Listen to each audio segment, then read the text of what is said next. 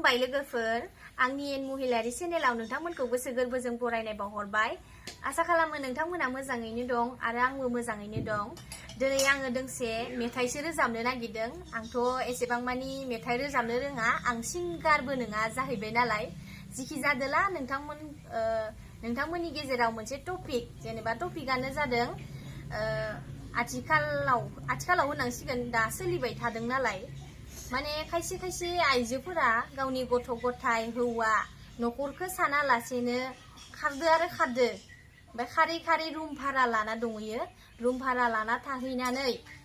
एकदमबारे रिल्स बानायगासिनो आरोना बिथांमोनखौ आं लाजि फोनांनो थाखाय दोंसे मेथाइ रोजाबनो नागिरदों दा नोंथांमोना खोनासंलांदो मेथाइयाबो रोंबाङा जिखिजाया खनलांसै दै नोंथांमोना नायलांदो आरो दानि जुगनि हाबा जाखांनाय हिनजावफोरालै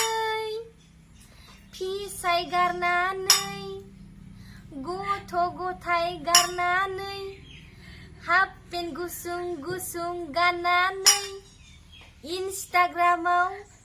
रिल्स बानायो दानि जुगनि हाबा जाखांनाय हिनजावफोरालै फिसाय गारनानै हाफ पेन्ट गुसुं गुसुं गाननानै इन्स्टाग्रामाव रिल्स बानायो लैजा गैयैनि मेलेमाव जेबो गैया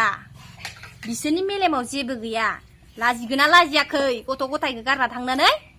रिल्स बानाय थानो लाजिगोना लाजियाखै ना गथ'आ मोनजादो ना मोनलोङाखै फिसाया मा मावदो मा मावाखै मानो बिसार लायाखै लाजि गैयैफोर